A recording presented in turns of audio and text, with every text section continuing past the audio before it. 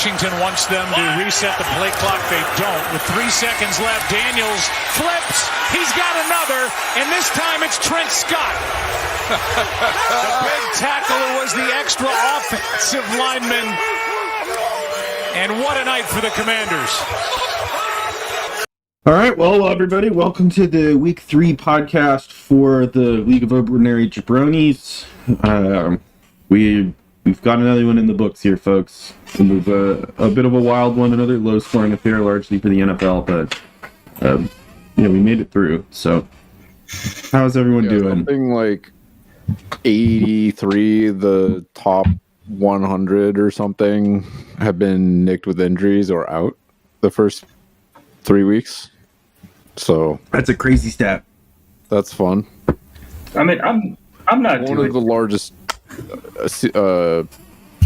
injury impact seasons in a while. Yeah, I mean, my fucking team feels like it's kind of dead in the water, even though I still have like good players. I don't know, man. Like, you take away your two best players on one side of the ball, and it's like nothing feels good. So yeah, I feel for everybody in the same boat. I think most teams feel the same way. I mean, I lost my QB1, I lost my RB1, my first round draft pick got shot. Kenneth Walker out for 2 weeks. Oh, I guess that's my RB1 that's gone. Danny's been absolutely destroyed. He just lost his LB1. It's got ruined, yeah. Yeah, he lost Cooper Kupp. He lost. Nick Chubb died last year. Jordan Addison got injured early. Yep. The Jordan Addison thing, though, is always going to regress. Like, that was 10 touchdowns with most of his production coming off of like lack of Jefferson being around. Like, that was always going to come back. That's like still a first round draft pick. It's not like he's just some guy. I mean, he's still a second-year player. Like, he's forever a number 2. You can't count on like draft picks. Like, under JJ, and unless they somehow get Jamar Chase or Marvin Harrison Jr. or now Malik Neighbors or any of these guys like onto the same team. Let me tell you about with, like, Marv. You just mentioned it with Michael Wilson. Like, the minute that like it was clear that Marv was going to go to Arizona, it's like, all right, his high end outcome is now Tee Higgins. Like, right, exactly. I was going to say, let me tell you about having a number 2 guy on the NFL squad be your number 1 wide receiver in fantasy. It sucks. Like, oh yeah, Tee Higgins, man. Fuck Tee Higgins so hard. He's getting benched this week. Those situations can be really valuable. I mean, Juju Smith-Schuster basically was a wide receiver 1 in fantasy the first couple years he entered the league because he was behind. Well, for one, he had Pat Mahomes really throwing to him. But no, he had Roethlisberger. Oh yeah, Roethlisberger, right? Yeah, and Hall of Famer, man. Come on. We all hate him, but like AB was in front of him on the depth chart, so AB was drawing all the coverage. No one really, So it matters a lot. It's just that the guys who are true studs, true top star wide receivers who stay in the league for 8, 10, 12 years are the ones that can produce even while drawing top coverages. Yeah, I mean, you look at players like, this goes back to the tight end position though, but like everybody's like, oh, Sam Laporta is TE1. It's like, no, he was never tight end 1. Like, all his like upside came from touchdowns. Like, that is the exact opposite of good projection. Touchdowns are fleeting. They're just like sacks. Like, you want yardage and you want targets. It's still all valuable. He had good yardage and catches, but his whole thing was the safety valve across the middle for Goff with Amon-Ra taking off the top or Robinson doing the same. Yeah, and then J-Mo was there, and then they telegraphed J-Mo was going to take the place, and it was like, oh yeah, no, you can't project him to have the same role because the team is fundamentally changing. It's different. He was doing the reason why Sam Laporta is so exciting is that last year he was basically doing what Kelsey was doing, that we've seen him do for years. Right. I mean, It's the idea, but first or second read by a good quarterback, an accurate quarterback. Whether Jared Goff is good or not is still up to debate. The Goff. But I would argue he's a good quarterback, and they had a good, probably one top 5 offensive line. So there's going to be time to throw. So it's them in Philly with the best offensive line for sure. Yeah. That makes a lot of difference. I'm still going to harp on the Sam Laporta thing because he's not Kelsey. He's not the number 1. His role is easily usurped by Amon-Ra. Like, everything about Sam Laporta's game can be superimposed onto Amon-Ra. Like, he's just the number 2 receiving option in an offense. I mean, that's the... Yeah, and that's easily... Great for a tight end, often bad for a wide receiver. And especially given our scoring system. Fantasy. Well, you do want the second option. I mean... Of course. In any offense, really. Yeah. First and second read for a quarterback is going to be fantasy viable, regardless of how bad the team is. So they're going to be rostered. We're talking about the Patriots versus, who's the best offense in the league right now, I guess. Maybe the Saints, maybe Vikings. Maybe the Bucks. Yeah, maybe. Yeah, those all seem like toss-ups. Just say Kansas City.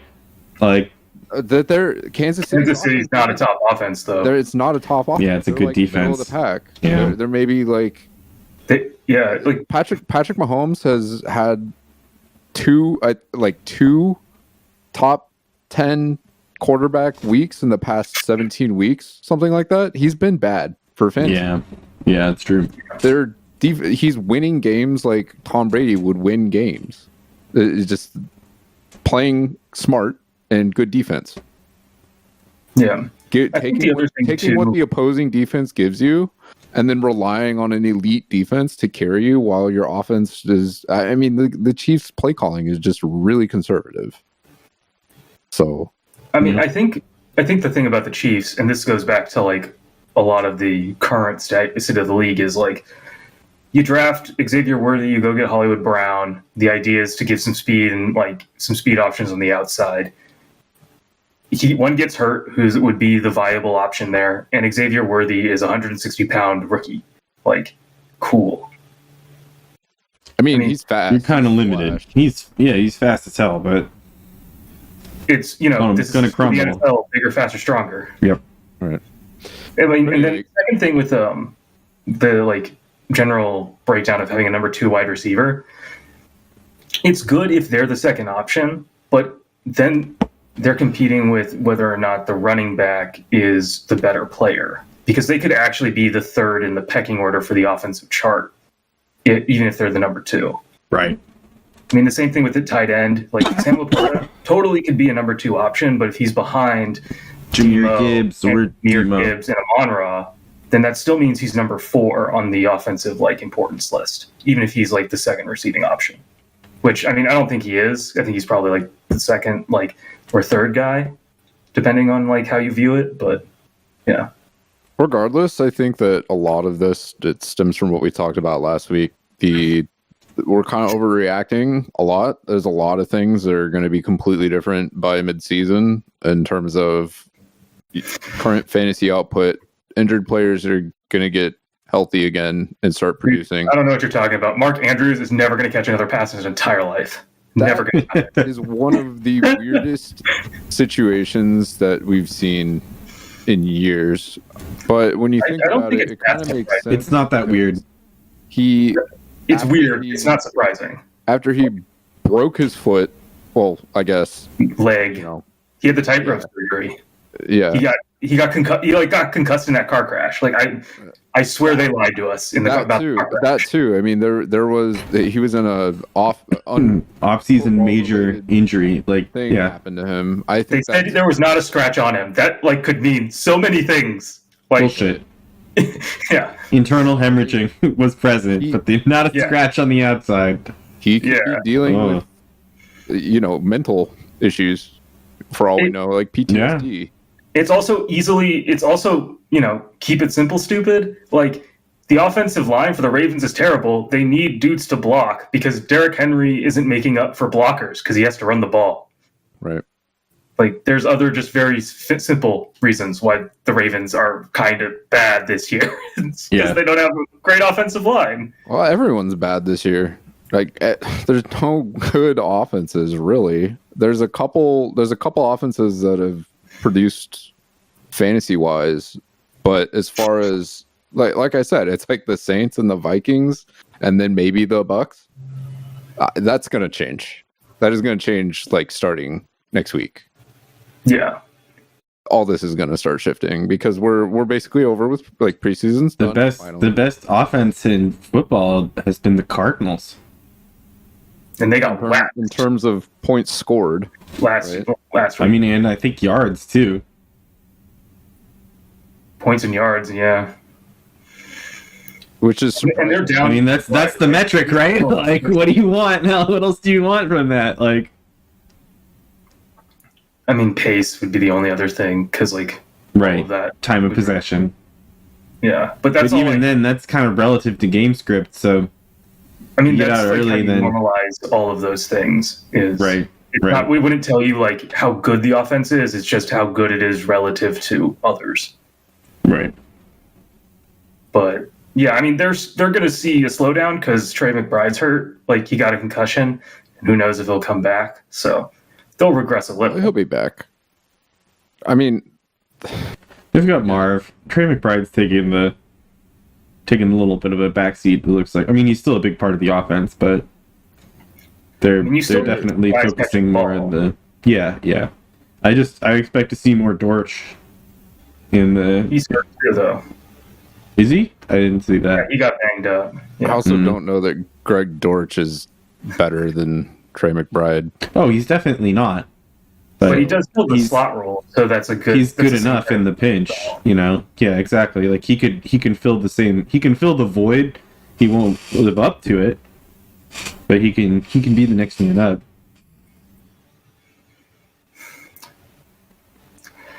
So everybody invest in defense. Invest in defense. It's really bullshit here that we're talking about the Cardinals and Trevor's not here. Wait, why? Am I missing something? Oh, he kind of likes them. I guess. I mean, that's kind of like me, like saying I kind of like the Rams. No, not really. But Trevor's a hater. I mean, he went to the tie game, so he was there. Trevor also likes Kirk Cousins, so you know. Yeah. That's fair. Definitely a hater. So Will Levis has been awful. Dude, he absolutely is the bane of my existence. Like, the roller coaster of Calvin Ridley is so not worth it this year. Oh my god. I'm really Calvin proud Ridley of has the second best, like, every Packer but Rashawn Gary's part in making Will Levis's week absolutely nightmarish. Dude, sacked 8 times. Yeah, whatever. Calvin Ridley's getting open. He has the second best separation score in the league. And Will Levis is too fucking terrible to hit him. Can't find him. Yep, can't get him. He makes the most baffling decisions. Like, I'm just watching Red Zone, and then every single time I see Will Levis on the screen, I just know something stupid's gonna happen, and every time it feels like it does. He's just like that play last week or whatever. Or it was when they were playing the surrender Cobra, man. He should be on your team. Hell no. Besides, Casey doesn't trade, so I would never get him on my team. Which is true. No, Casey doesn't trade. Bad, and he's never going to trade. Half the fucking league doesn't trade, so. Yeah, that's not true. There's just a couple people that are pretty stingy about their players. But regardless, the play against the Jets, I think, is one that made the least amount of sense to me. He was scrambling, and then instead he tried to throw it away, but instead just kind of pitched it up into the air and then just gifted a pick six. The dude is just making decisions that he arm punted it instead of throwing it away. No, he didn't even arm punt. He just kind of flicked it up into the air. It's just every single time he's trying to make something out of nothing or a negative situation into a positive. He just fucks it up. He's gonna get benched soon if he keeps playing like this. For who? This is why I didn't like Will Levis. Who's their backup? I just thought he was the dumbest motherfucker on the planet. Nothing about his tape. said he made good decisions. Like, you can go find the 2.5-hour supercut of every snap he had in his senior year, and it's like, oh, this ain't it. You can see the talent, though. I mean, he has an arm that was like, and I don't know. It's true. He can throw. Yeah, he can throw a missile. The things coming out for Will Levis that I remember people talking about, and kind of the fucking around him, banana. He runs. Well, not even just the all bullshit coffee thing. Yeah, he's just a goofy dude. But from the actual football side of things, it's like he was in an offense that was pro ready, and that was why he was so highly touted. And then that's why the fall was so interesting to watch, is because it's like, oh, I thought this guy was like a day one talent that would go somewhere and produce immediately because he is one of the most pro ready QBs of this class. Ironically, it's so far from the truth. I would push back on the pro ready part. I think the part that is missed the most on pro ready, whenever that word gets thrown around, is whether or not they can layer the ball to all three like parts of the field with velocity. Like, the difference between the scouting report of Will Levis and Drake May is Drake May can do that. Like, that was a thing that scouts like specifically said, oh, this is why he's like a top 10 guy, is because he can do this. Like, there are other things he needs to work on, but he can make those throws. I mean, these are the same things that people were saying about Bryce Young, and look where he's at. So yeah, Bryce Young never had the arm though. Bryce Young has the arm. He doesn't have the ability to have the vision. Like, no, that was also a thing that he was. There was the vision, the anticipation, that he had anticipation. He could touch. Like he had the most solid fundamentals in terms of like. He has great touch. Yeah, he just needs platform cleats. Like a finesse quarterback. You know, he's Joe Burrow. Yeah, Joe Burrow hasn't. But he doesn't have inhuman strength where he can rope it 100 yards. Like, he's not Anthony Richardson. Right. Where Drake May is in that category of like, he's got that arm strength. Will Levis athlete in that category. Yeah. I mean, Bryce Young was never like the tool. He's the toolsy, smart quarterback, and that's the reason why he's Peyton Manning was like is because not even Peyton Manning though. It's like you can't look at Peyton Manning's career and be like, you know, I can look at his rookie year. Well, that's the thing, is that you can't look at Peyton Manning and then say, oh, that's the expected outcome for a player like Bryce Young, who had an absolute, you know, abject failure to start his career. You can't say that. You could say it's a trajectory. It's not the trajectory. It is the absolute outlier. Well, like, comps are not like what they're going to become or like what their trajectory is. It's how do they play. Like, Rome Odunze is not going to be Devontae Adams. Like, there is so little chance that any receiver turns out to be Devontae. But his game is like Devontae. That is how, if he's going to succeed, he will succeed that way. But he's not going to be him. The thing is, I don't really like I can understand player profile comparisons, but as far as saying they're like going to be like another player doesn't ever translate, in my opinion. To talk about like tiering, like if you're saying that he's never going to be on the same tier. I don't even think that's particularly useful. I mean, it is though, because you can just look at it from a pure statistical standpoint. There's a million other factors that go into, you know, what a player is or is not. So, how are they as a teammate? You know, every statistic depends on what you're measuring. Captain. Well, it's like, if you're gonna say, like, I mean, this is the comp thing. Like, Marvin Harrison's comp coming out was AJ Green, but if he comes out and is AJ Green, like, that's a failure. Right. Exactly. You expect him to be this guy that's in the league for 15 years and is like, you know, dude, AJ Green is really good. Acquire their number, and they never leave the team that they're on, and they win a Super Bowl with you or whatever. You know, that's your hope. AJ Green was great. He languished on the Bengals forever. Well, like, the point is like, that's his game. Like, that's like his game is like AJ Green's. Like, but he, as a prospect, He's way has better. higher hopes than AJ Green. Yeah. Although, I don't know, I'm looking at Malik Neighbors, and I'm way more impressed by what he's doing with less. So, His opportunity is a whole lot better, though, in his terms of that. opportunity is so much worse, though, because his quarterback is terrible. It's He's fucking the only guy gets dying. that gets the ball. That's it. Like, who's their running back? Tyrone Tracy? Like, it's a pass it to the Italians offense. It's literally what we want to see. And I don't know. I almost find that more impressive, just because he is the focal point, and I guess we'll see as there's more tape on him now. Yeah, I think that's How part of the it. league responds to him. If he continues to dominate, then there's no question he's better than Marvin Harrison Jr. But with it still very, very early. They've played 3 games. It's hard to say. I think the top 3 wide receivers in this class, which Rome, Neighbors, and MHJ, are going to be they're going to be compared throughout their entire career, just because of how close they went together.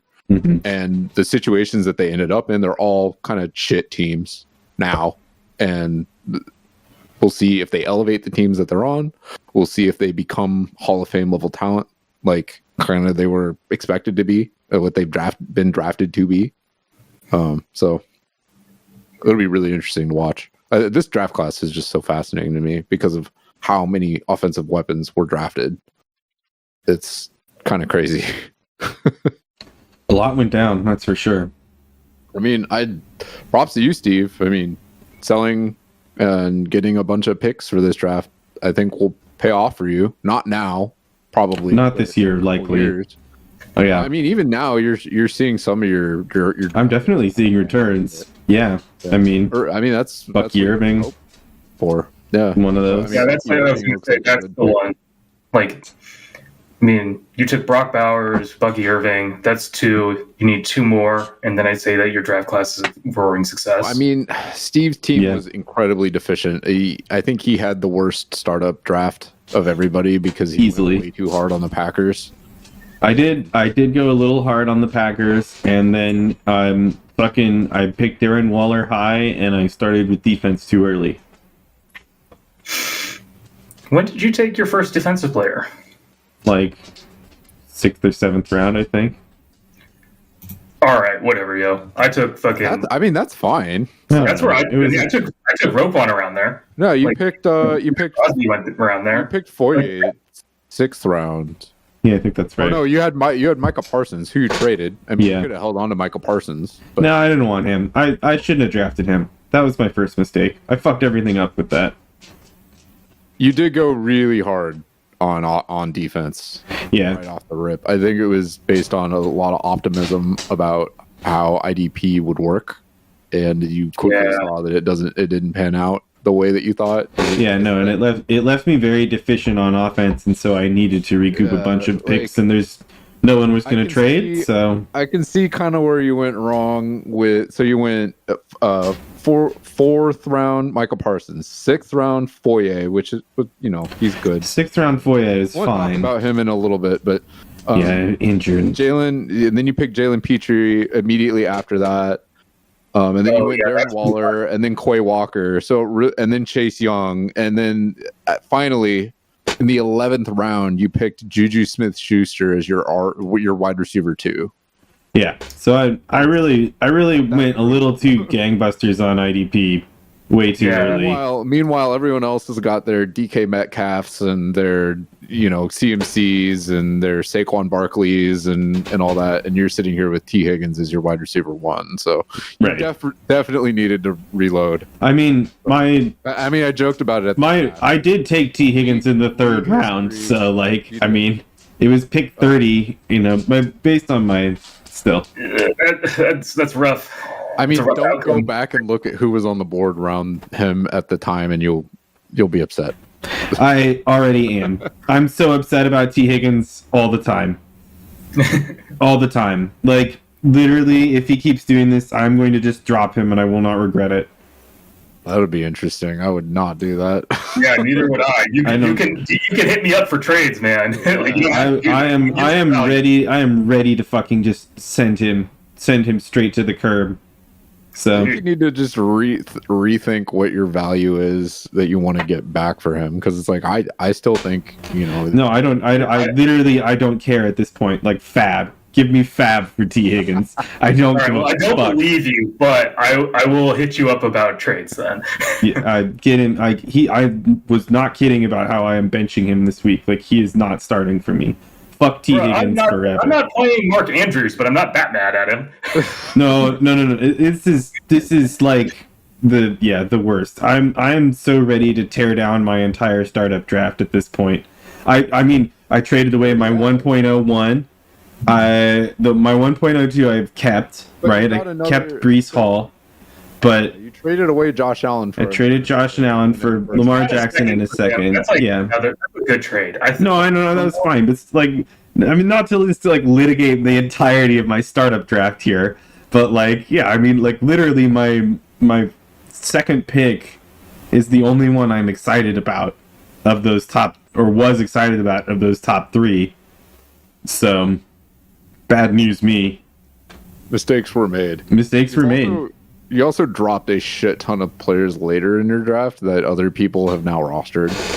Yeah, no, I mean, everyone has picked up my scraps, and they've gotten touchdowns and sacks and, you know, interceptions and pick six for all of them. So, you know, fuck everyone. Fuck you all.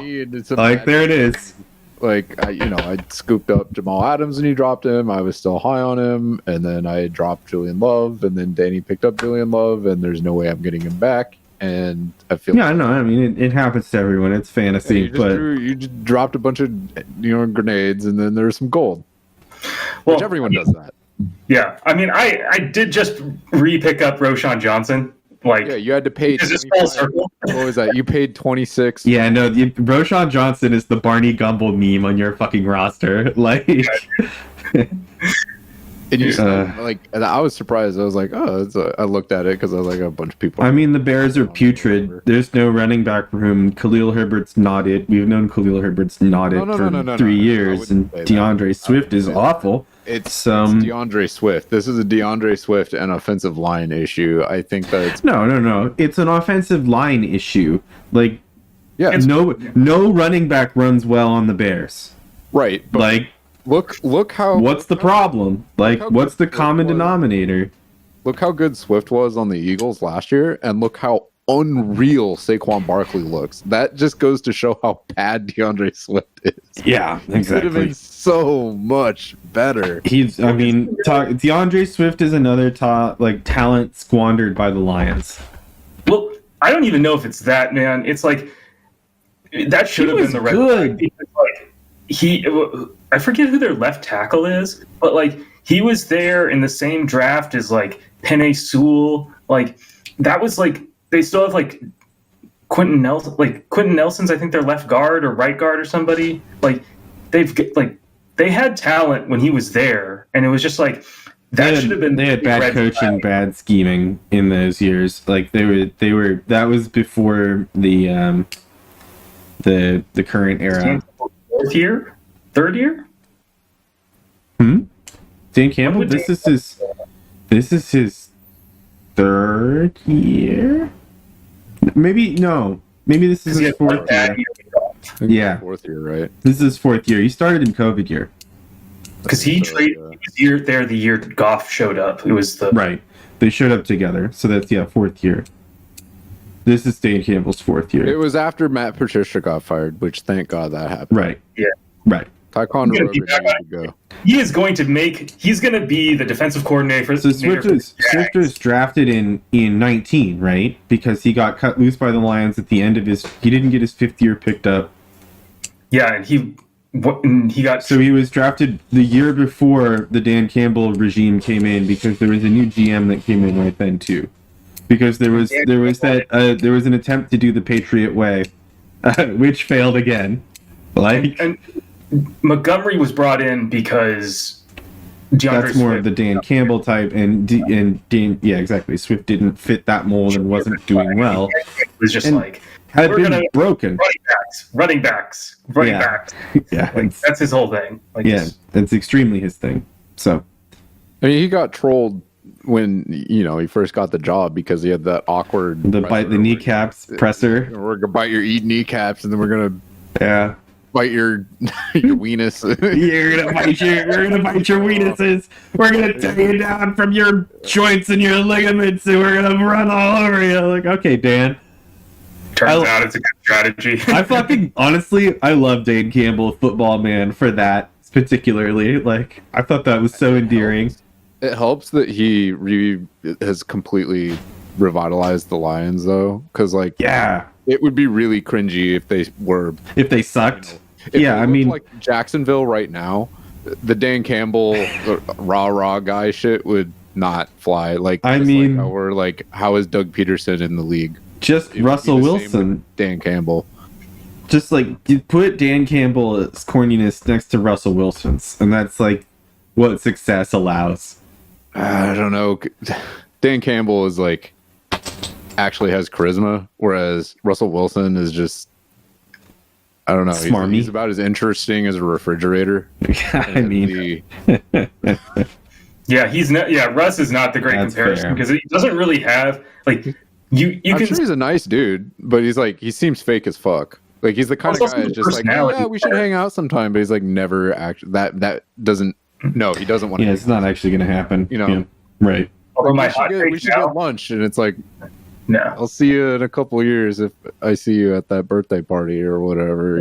That kind of. My hot take though about the Jags, since you brought them up, is that Bill Belichick is going to be in like week 10 will be their coach, and their season will be over. And I am out on all Jags fantasy players at that point because Bill Belichick does not care. No, I'm good.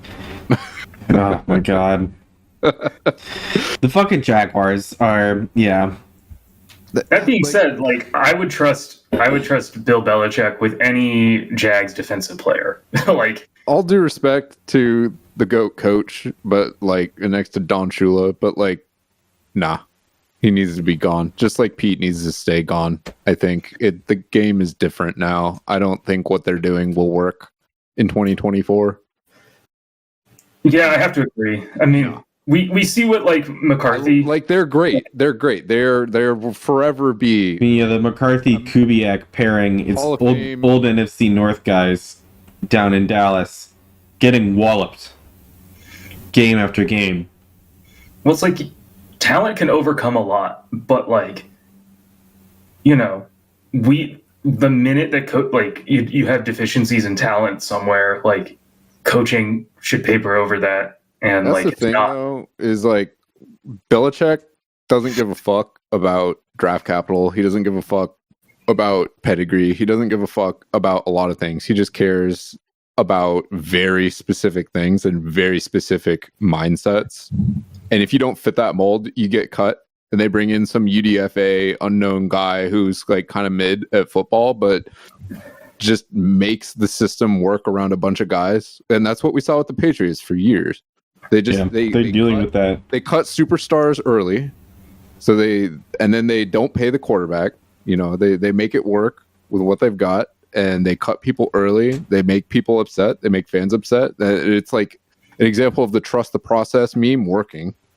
And that's what was so magical about Bill Belichick and the Patriots. Wasn't magic? That wasn't magic. That was Tom Brady. Like, what are we doing here?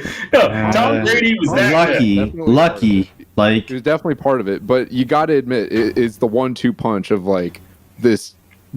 Literally, the word generational is thrown around way too much. But Tom Brady is literally a generational talent. And, literally. I don't think you have much lock for a Hall of Fame quarterback who, in Bill Belichick, who is just a defensive genius. And they won so many games because their defense just remained elite year after year after year.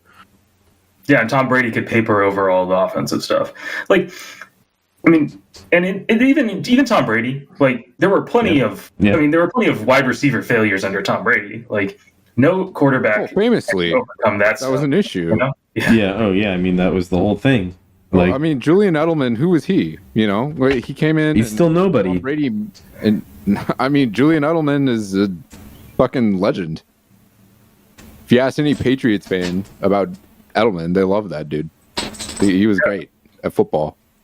But coming into the league, he was nobody. Good enough. Yeah. He was made somebody by Tom. J3 dude. Yeah. He might have been undrafted. One of the undrafted guys. Yeah.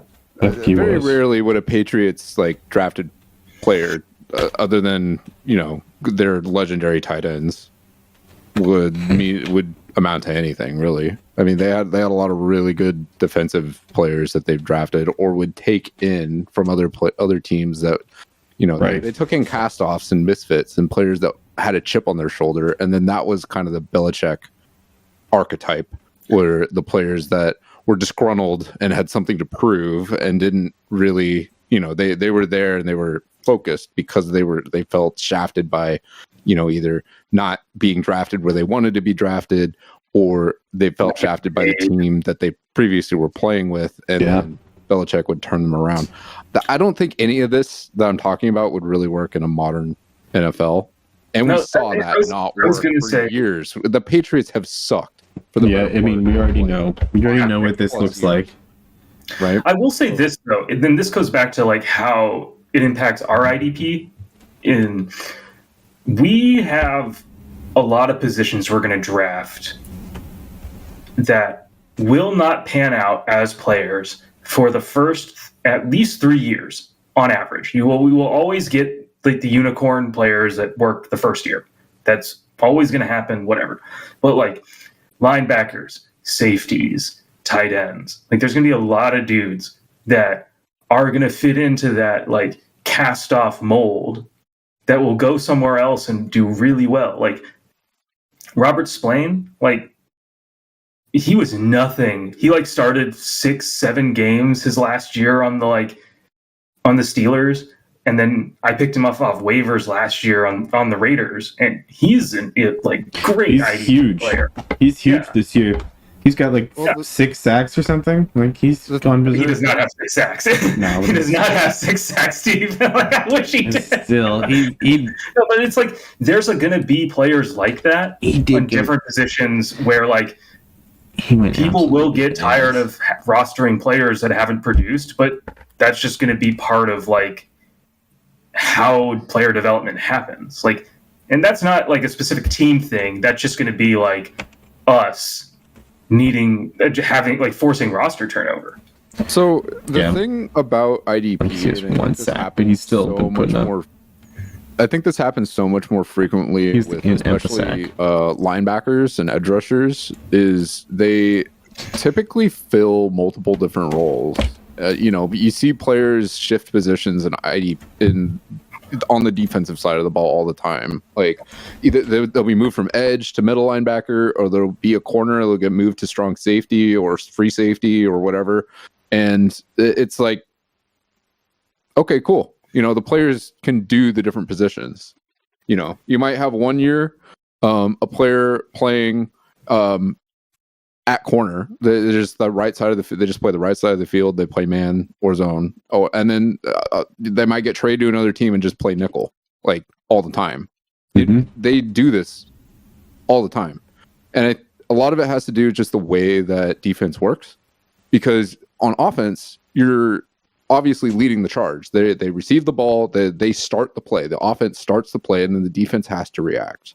So from the defensive side, there's going to be a lot of variation in not only the defensive game plan and the way that players are deployed, and their opportunities are going to be different, and their roles are going to be completely different. It's a completely different world than offense. So for fantasy, when you have a offensive player, the offense starts the play, and they have a game that they have an offensive coordinator that has a plan, and then that offensive player has to execute that plan. But then on the other side of the ball, if you have for fantasy, you have a defensive player that is supposed to react to that, depending on the situation. So not only is their production dependent on what the offense is doing, their production for fantasy is also dependent on what the defensive coordinator is telling them to do.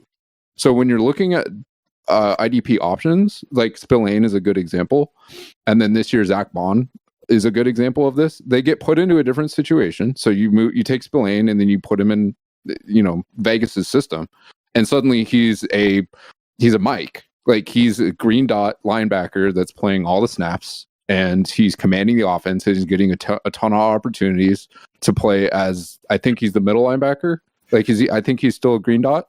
So he's just commanding the field. I mean, he's a green dot right now, but I mean, I don't think that's the example you want to use, because he was also playing middle linebacker for the Steelers. Well, okay. So the example I just gave, Zach Bond, basically the Steelers' defensive scheme does not involve as many middle linebacker blitzes. That's a good point. Different teams are going to have defensive players. That's to your point, right? It's like they're moving into different situations. They're going to be asked to do different things, even though they're playing the exact same position. Don't trust sleepers' depth charts either. Those things are wrong 100% of the time. Like when you see positions moving around, their position on the depth chart, definitely ignore that. Like if you see someone's like the starting corner or whatever, it's like, nah, that could be flipped. And even then, like, number doesn't matter. But even then, like, don't trust when something says that they're an OLB, and then they also have edges and DEs. Like, it's a mess. I think of, maybe this is just me, but I think of anybody who's labeled as a D-line linebacker, outside linebacker, anybody who's labeled as that, you're just an edge rusher. Like, sure, you drop into coverage, sure, fine, whatever. I mean, the exception there being your nose tackles. But but then you're a DT and you're labeled as one. Yeah, and exactly. There's 1 3-down nose tackle in the league, and it's Max Crosby. I know he's a DE, and it's Dexter Lawrence. He's the only 3-down nose tackle. Sexy Dexy. But as a point that I was trying to make with Zach Bond is he was used as an edge rusher with the Saints, and then he gets traded or signs in free agency to Philly, and he plays middle linebacker now, and has had a career resurgence. These guys get put, and then Spillane's another example of this. Gets put into a different situation with a different defensive coordinator with a different role, and then suddenly start producing. We saw the same thing with Frankie Louvu. Like, we see this all the time, and this is going to continue to happen. So, I mean, it's fair that you change coordinators, you go to a place that's going to accentuate your strengths, you're going to be better. I mean, that's just part of the churn. Yeah. The thing is, though, is that when you see this happen with offensive weapons, typically you see a dip. Like, you have a player go to a new situation with a new offensive coordinator. It is very dependent on not only the skill of the player and how much they want. It's position dependent too. I mean, running backs go to a new situation and often excel for a little while at least. Yeah, I mean, running backs are running backs. They're extremely unique in that they're highly, expendable, unfortunately, and their careers are really short. Whereas defensive players usually hang around in the league a little bit longer, and depending on the same is true with wide receivers. They just take less hits. I mean, they can also go both ways on the the good or bad. I think it's important to know where your players go and if it's going to matter for you. Because if you look at Carlos Dunlap, he came to the Seahawks after being a 4-3 edge rusher, and we asked him to drop into coverage as an outside linebacker, and it did not work. He was terrible, did not pan out. He goes to the Chiefs, they ask him to rush, and that's all they ask him to do, and he's great. Play to his strengths. Yeah, it's about Scott's right, in general, about how if you go to a situation that your role will change, your production profile will change, what you're asked to do will change, and if the truly elite athletes, it's not going to be a big deal. But if you put the wrong guy in the wrong position, the vast majority of the time, there's a reason he was a free agent. And he's on the block. Dexter Lawrence is never, ever, ever getting traded from the Giants unless he wants to. Micah Parsons is not leaving the Cowboys unless he wants to. Sauce is never leaving the Jets unless he wants to. The Packers weren't going to let Aaron Rodgers walk unless he did what he did. That's players like that don't move. Yep. They just don't. Right. I mean, I've been thinking about it lately too, because we're in year 2 and we're observing, and I've played IDP before, but I've never played it mixed with offense as well. So it's really interesting to see how the two interact and cross-pollinate. And I'm starting to wonder if we have a linebacker issue, because there's a lot, in my opinion, too many linebackers that are not rostered. Are they not valuable enough? That's what I'm wondering. I'm not saying like we need to change anything, but when I look at our wire, it's like Blake Cashman and Aziz should not. Aziz Al-Shahir should not be on the waiver wire, in my opinion. I picked him up last year and then dropped him. I don't have space, otherwise I'd pick these kind of guys up. But like these are Mike linebackers that are playing every snap damn near. If you look at green dot, none of the green dot guys should be unrostered. Yeah, that's what I'm saying. It's like there's like 5 or 6 green dot linebackers that are just chilling on our waiver wire, and it's like, is that because we Gardeck too, right? To start enough? Well, Blake Cashman's a green dot. Aziz is a green dot. Like both of these examples I brought up are. I don't think Cashman is, but no, Cashman is a green dot linebacker. He plays like every fucking snap. The dude should be rostered. And yeah, I mean, that's the thing. Is that up and dropped? I mean, we don't have as many linebacker spots, but I think a lot of people's rosters are extremely offense heavy. I mean, that's true. They need to be. We start more offensive players than we do defense. Right, but even then, offensive like, players are just more valuable. Right, and so because of that, we have and it's not like there's tremendous depth in DBs. There's the only position that there's not depth in is DLs, and DL is a wasteland, just like tight end. Well, the thing is DL, like, it is affected so much by the dual position guy. So like an edge rusher is typically going to be a dual designated guy. They're going to, because they function as a linebacker. And they can sometimes a defensive tackle. Sure. So they have dual designation. So there's just not, and this kind of devalues pure DT. So that's what makes players like Myles Garrett and Max Crosby so valuable, is that, or so interesting. Not even just that they're valuable because they have single dual. Well, they're DE. They don't have the LB designation. That they have a single they're not a dual designated LB. Right. I mean, that's because they're playing in 4-3s instead of 3-4s. Right. But my point is that that's what makes them so remarkable, is because typically just a pure tackle, a player that's a tackle, and you can't slot into your spot, is not going to be as valuable as an edge rusher that has a dual designation. So it's less flexible. I mean, basically the hierarchy is you have your dual designation guys because for the flexibility reason, and then you have your single designation edge guys, and then your nose tackles. But at the very, very top echelon, like the number one IDP options are usually just these, they're defensive tackles. Well, I mean, that's the NFL, though. That's like they're defensive ends.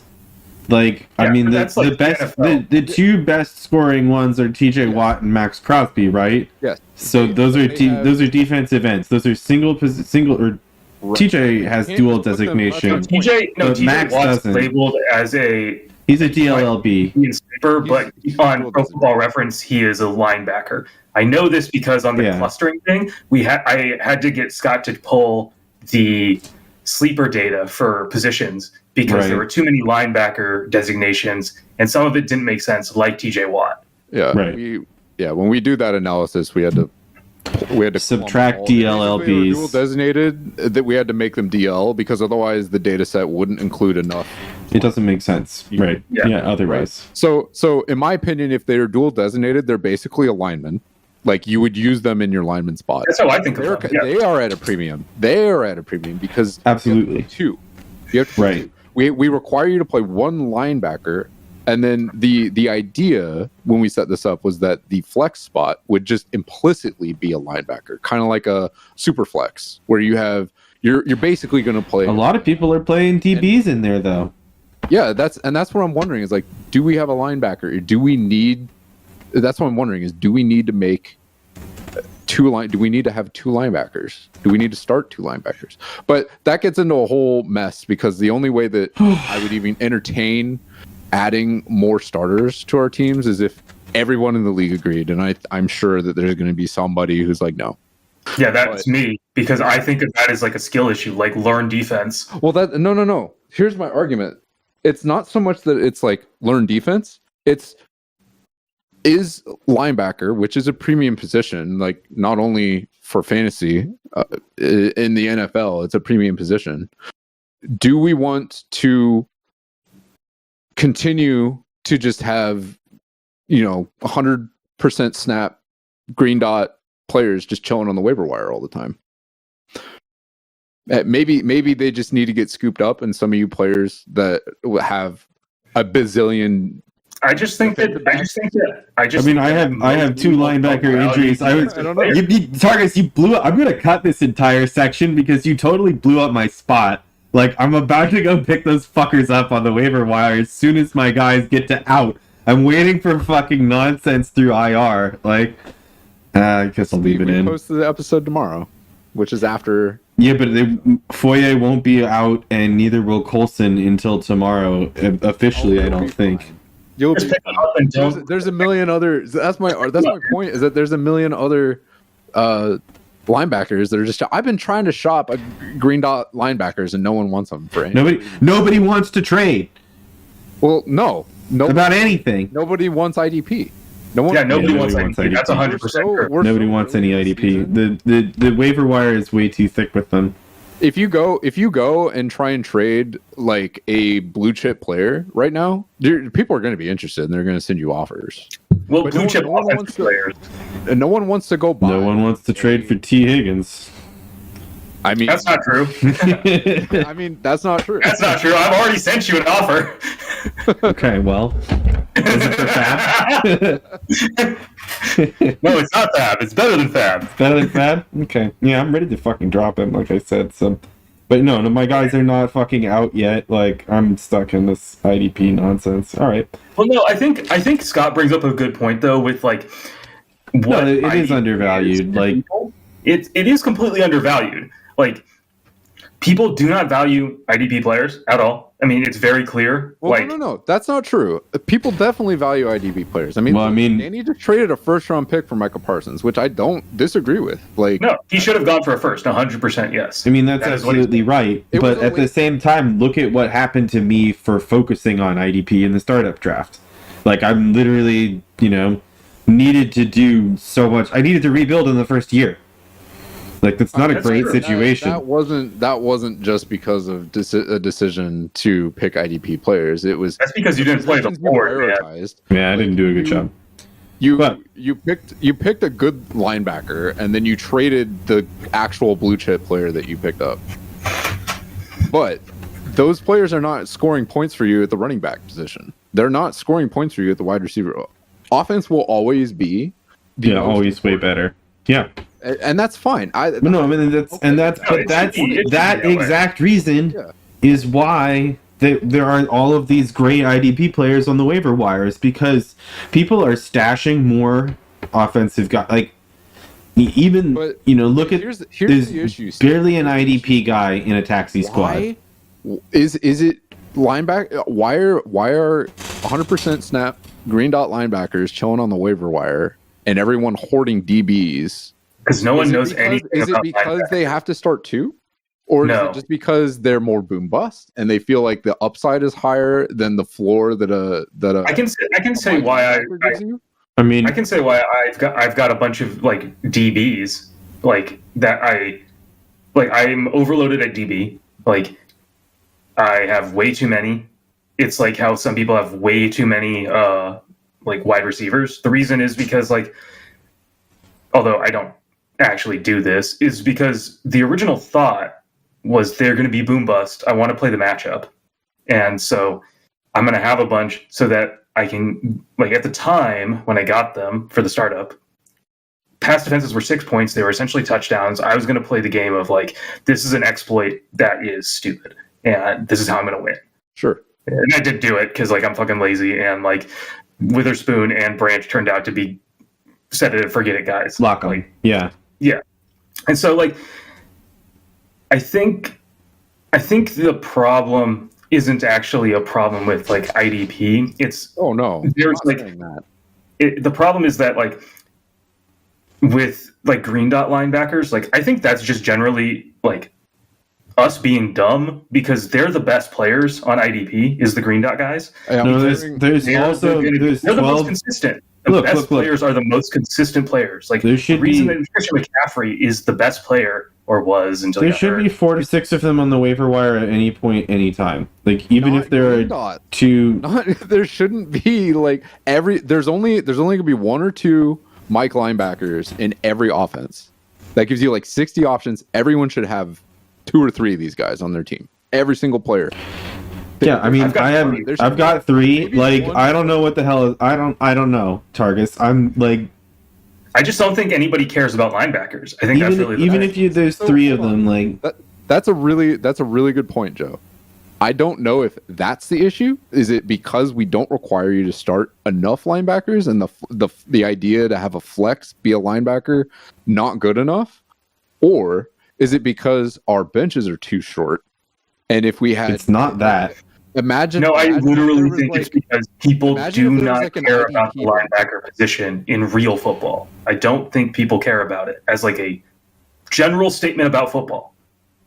Like, Well, the thing is though, is like why hoard a DB? Why hoard a bunch of corners when you could have a Mike linebacker that gives you a safer floor? Like, isn't the whole point of playing a linebacker to have that tackle floor? Like, you play a Mike linebacker, you're expecting like 13 tackles a game. Yeah. And maybe getting a sack, and that gives you that floor. Whereas if you just have like 8 I can explain. I don't know why other people don't do it, but I can explain why I don't and why I'm in that situation you just described. I'm in this situation because I have Roquan Smith, Robert Spillane, JOK, and Devin Lloyd. All those 4 linebackers. I don't need any more linebackers. I'm never gonna play JOK. I'm never gonna do that. But he is a. you could. But I'm never going to. I'm just not. Like, he's not the best player of those 4. So you would cut him. No, absolutely not. He's So why are you holding him if you're not going to play him? injury Are you concerns. hoping- What? Injuries. Like, he's depth. Well, then, yeah, he's dead. I mean, that's fine. That's a good enough reason. Yeah, no, but that's why I'm not going to play him is because But, like- I have other options and he's depth and like that's but that's me. Like, Because I am with all my injuries and my IR situation. I'm thinking I'm cutting.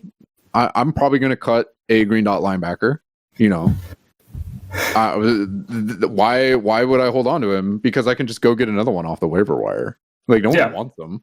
So I don't know. I just thought this was really interesting. well, to talk about because I mean, I would is it- my cut is it- candidate. and that reminds me. Sorry, that reminds me. That's the third issue. So the third question. So the first question is our starters, the required starters, not functioning from a game mechanic perspective? It seems like the answer is no. I think everyone's generally pretty happy with the setup of 6 IDPs with 1 linebacker and then a flex where you basically play a linebacker, and then you have 7 starting offensive players and then a quarterback, so 8 to 6. So that ratio seems fine. But then the second question is our bench is not long enough? And I think the answer to that is no, because if we added a couple extra bench spots, that we're just going to soak up more wide receivers and more running backs and more quarterbacks. Those are just going to get sucked up in the IDP. That won't fix this issue with really, really good IDP. The only way to do it is be with position limits on the rosters. Well, no. I think, and then the third thing is it a skill issue? Are teams not rostering the correct players? Like, people who think they have depth might have linebackers that are just ass, and they're just holding on to them when they could just go get a Mike linebacker off the waiver wire. my inquiry here is are we just like noobs? Yes. Yes. I mean, by definition, yes. I think there's a significant contingent of. I just peeked around through the rosters, and I would say there's a significant contingent, but I haven't done so well in this league, so what the fuck do I know? Well, I mean, that's part of it. Is like you are probably happy with your production from your linebackers, no? I mean, yeah, Like, no, I've you been great. only It's been have to fine. Start one, and my thought process behind using the flex as opposed to forcing people to start two linebackers was that they would basically just fill in with linebacker. But we see people just flex DBs and DLs, and then Well, I think if you look at like Trevor's roster, The DLs that get flexed in there are like Aiden Hutchinson. yeah, like Trevor, You know, like the starts extreme Jalen, guys like get flexed into Chris there. Jones, and like who's his third guy who's also elite? dude, Trevor's defensive line players are so stacked. He has Yeah, but so if I, much like- depth. But if I had his like D line, I would do the same thing. I mean, those Well, are of his course. best players. Like I would. I mean, like, here's He has, Here's good. so Jared, here's the fucking call out is fucking Josh having Julian Blackmon in his IDP slot. Like, that's a little weird. Who's Blackmon? I don't know who that is. He's a DB on the Colts. I don't even know what position he plays. Is he a free safety? No, he's a strong safety on the Colts. I mean, that's fine. I mean, I don't see a problem with playing. Like, it's a flex for a reason. yeah, it yeah, is. I mean, Josh has always wanted to play the boom bust. Like, he does not care about the floor. He just wants to destroy you, 240 points every yeah. week. Which if you want to play that strategy, that's you. That's like, yeah, why not? Like, yeah. I'm not gonna hate on him for wanting to beat you by the most points. Like all upside, besides, sure. All gas, no brakes. Julian Blackman he's playing a lot, and he's a young player. And the Colts defense has been trash, so or offense has been trash, so they're on the field all the time. Yeah, I mean, he played 90% of his snaps at I least. get it. So. And also, it's not it's not Josh, it's John. Oh, John. Yeah. As Blackman. So we're just batching on Josh for no reason. No, I'm just fucking up. Yeah. Just catching strays. We fucking up, man. We Yeah, fucking it's John. Yeah, Josh is correctly starting a linebacker, I believe. I don't know if it's correctly on. Yeah, Nick Bolton. Like, I mean, he's starting a linebacker. Starting a good linebacker. I mean, Nick Bolton should be starting. Like, should be somebody that should be starting at some point. Like, yeah, good job. It's really Yeah. interesting because, like, I don't like if Nick Bolton was on the wire, I wouldn't even pick him up. you don't think Nick Bolton's good? You wouldn't pick him I up? don't think he's good for fantasy. No. No. See, this is what I'm saying is like I would rather have Cashman over Bolton, and he's on the wire. See what I'm talking about? There's no value in LBs because there's just like there's options you can pick. Yeah, it's the kicker problem all over again. Case that Blake Cashman is has a higher ceiling than Bolton does. Even just That's looking true. at their usage, like Nick Bolton isn't playing enough snaps for me. I guess this is a good exercise. Blackman, who's sitting on the wire. I mean, this is a good exercise for two players that are rostered. I mean, Steve has a Luakon and I have Devin Lloyd, both of which are inside linebackers for the Jags. Luakon has led the league in tackles for the past 3 years. I honestly suspect him to do it again because he's just that good. He's injured. He's going to be out with 4 to 6 weeks with plantar fasciitis. Okay, well, he won't lead the league in tackles this year, but he'll live on IR for a little while probably. But Devin Lloyd, like, is younger, like, has all the opportunity in the world, like, will start every game he's not hurt. Like, who do you value more? Well, here's the thing. The Jaguars, starting from week 1, their linebacker core has been a complete dumpster fire. Like, they have thrown that line into a blender, and none of their players are dominating the snaps. None of their linebackers are valuable in fantasy because Ryan Nielsen, the new DC for the Jags, who, by the way, was the same DC under Arthur Smith at the Falcons previous years, is killing fantasy for IDP in Jacksonville. He's doing the thing that Arthur Smith did with the offense in Atlanta. Well, I think in Jacksonville. I think he may not be a good coordinator, which is he's trash. Obviously, they're 0-3. They are fucked. They're so okay. bad. Well, I'm just Jaguars are boned. Well, yes, but they were always going to be boned. So Like- it goes back to my original.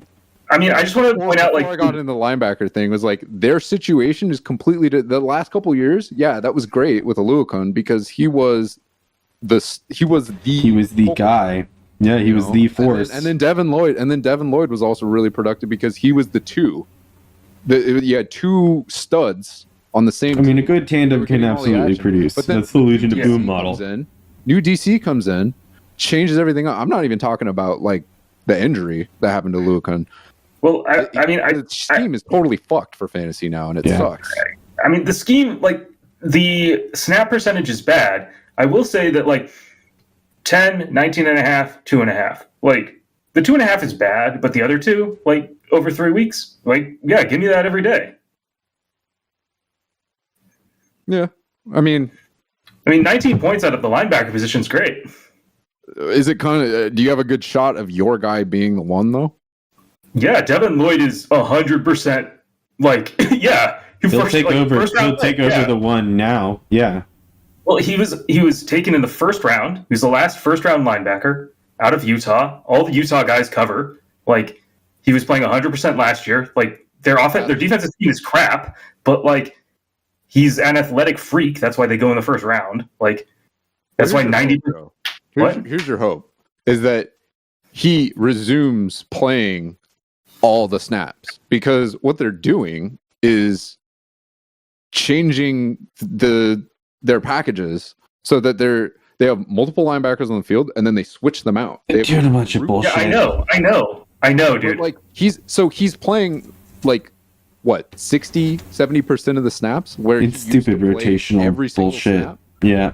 Yeah, I mean, The again, opportunity cost, like, yes, you're hoping that he makes a couple big plays, but the floor is diminished because he's no longer playing 100%. Right, and that was the whole point of picking up Foye or whatever. He's a floored linebacker. yes, this goes back to like most IDP players are snap dependent because like it's a lot more boom bust. That's and what the it's floor is always so much been. lower, which is why It's they're just opportunity based for everything. Which maybe that's why people play more corners. Is it's like, you know what, if you're going to be playing boom bust no matter what, then you might as well try for the bigger yield. Yeah, if you're going to be playing a position that gets you like 2 points a week, like I totally understand why people hoard DBs and safeties and corners.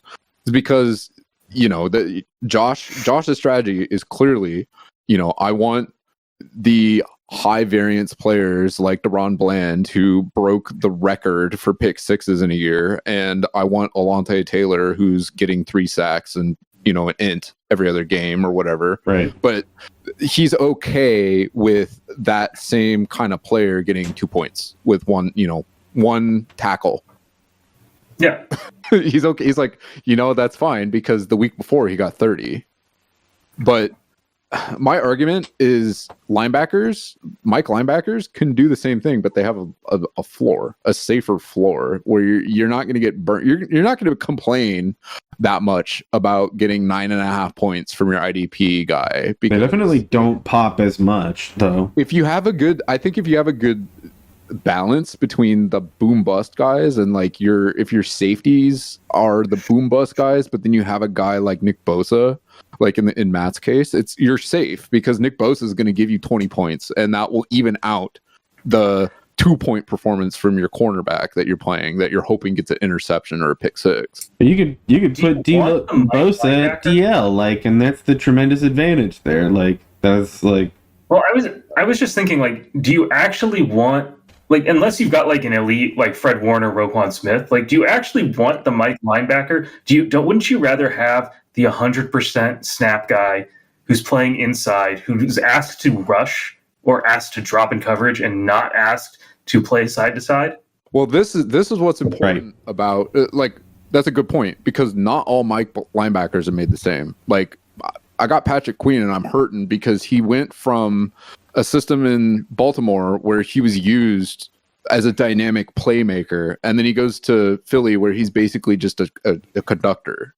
He just calls plays and Pittsburgh. He's not really involved much He just kind of like soaked Yeah, up whatever's left behind the wake of TJ Watt and like whatever third. He lets Pittsburgh front deal with it, and then he cleans up. That comes in and is just like a he cleans up with the safety. It's a way safer role for him. Good for him. The thing is though, get paid, get hit less. The opportunity is what provides the floor. So a linebacker who plays 100% of the snaps and is on the field the whole game gives you a higher likelihood of getting 4, 5, 6 tackles and a QB hit, whereas you probably are just going to get burned even by the safety or the cornerback that plays the whole game, because it's a positional thing. Safeties, unless they play in specific packages or they're a nickel, are probably not going to be getting QB pressures ever, and they might get the ball thrown their way, but they're going to soak up tackles. But corners, the whole point of the corner is to prevent the ball from being caught. So it's like the Jair Alexander effect, where he's such a good corner that people don't throw at him. So he ends up with the game with like 3 targets with 0 completions, and that's an elite dominant performance. Like Christian Gonzalez is an incredible player for football. Like he's been killing it. But like, Casey drafted him in the 4th round of the rookie draft, and then I held on to him in the IR, and then I just dropped him because I was like, Casey saw the same thing I did. It's like, oh, this guy isn't going to get points because he's just too good at football. Yeah, Reek is the same way. He's like not the greatest tackler, but he's got like the lowest passer rating allowed in the league this year. Like the most you're gonna hope for is like he gets somebody's gonna throw at him and he's gonna get a pass defense or an interception. Yeah, but then you can't just be like, all cornerbacks for fantasy are useless, because you have players like Devon Witherspoon, who's highly productive because he's Tyreek Stevenson, because they are dynamic, and the way that they're deployed by their defensive coordinator, it wrecks the game and is good for fantasy. So it's like you want those guys, you want the unicorn, quote unquote. They're not like, they don't need to be like Hall of Fame talent or whatever. They don't need to be. But yeah, the weird roles, guys, for sure. Yeah, like I picked up Josh Metellus not only because I like the dual position guys, but because he's kind of like the Tyree or the Taysom Hill of defense, because he plays fucking everything. Is he still in the safety? He plays corner. They still have Flores up there. Do they still have Flores running that in Minnesota? Yeah. That dude's an absolute sociopath, dude. He's like one of the best DCs in the league. Runs a crazy defense. It's going to be wild. Yeah. I actually, one of my favorite takes I've heard this year about Brian Flores is the amount he blitzes your quarterback is the amount he thinks is like directly correlated to how good he thinks your quarterback is. Like, if he doesn't blitz your quarterback, it's because he thinks they're good. If he does, it's because he thinks they're bad. I mean, the dude clearly has balls. Like, the results speak for themselves, quite honestly. He's done good. Yeah. That's the best form of shit talk. Yeah, back it up. Anyway, I thought that would be really interesting thing to talk about, and it's something I want everyone to kind of consider, because I don't know. I feel like we have a linebacker issue, and I don't know. I guess it's a skill issue thing, or it's the way people manage their teams is the answer. I'm not saying we need to change anything. I'm not proposing that we make any changes. I just think it's something I observed, and it's something I kind of observed last year too. I was like, wow, there's a lot of really good IDP players just chilling. And I did not want IDP to just be this thing like kickers in redraft, where you just kind of like cycle through, or defenses where you just kind of like cycle through players. And I get, even for redraft IDP, it's like streaming defensive line is a strategy, just like streaming kickers or defenses is a strategy. That's always going to be a thing in fantasy. But I just wanted them to have some kind of value, and it just seems like no one really cares. It's always going to be that way because defenses are so deep. Yeah, I mean, we would need to have, like, look, I mean, we ran into this even in the all IDP test league. DBs, and like 4 linebackers and 2 flexes to like really dry up the waiver wire. So like in the all IDP test league, we had 3 linemen, 2 linebackers, 3 DBs, and 3 IDP flexes, and we still had good, viable players sitting on the waiver wire after there were 8 teams. No Mike linebackers sitting there playing 100%. There were no Mike linebackers, it was like you see with running backs, and like Roshan Johnson would pop, like the equivalent of a Roshan Johnson would appear. Sure. And everyone's throwing fucking going crazy for it. Yeah, when it was healthy. Get that guy because everyone's so desperate for a running back. No one's desperate for a linebacker. No one fucking cares about a linebacker. No. People are nobody's desperate. putting FAAB on the linebacker bid. People are desperate for a Fred Warner. Maybe someone might trade for a Fred Warner because he's the best linebacker right now. But like, is he going to get like a second? I think a lot of it too is that people don't watch defense. People don't watch games for the defense too. I don't think that's it. I think it's just like it's just not a necessity. There is, however, a necessity. Like, look at Danny's trade. He traded a first pick for.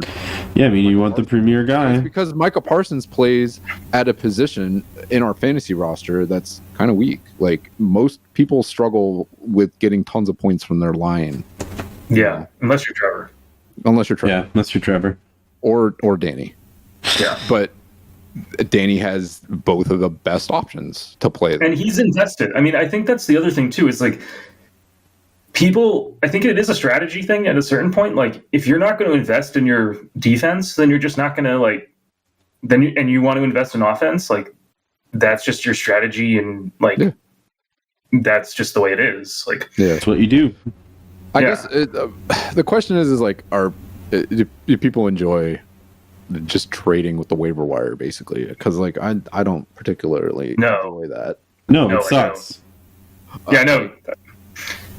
I mean, it breeds nothing but resentment. Because it's like, it's fine. I can just drop this guy and I'll just pick up. If I lose him, if someone bids on him, I'll just get another one.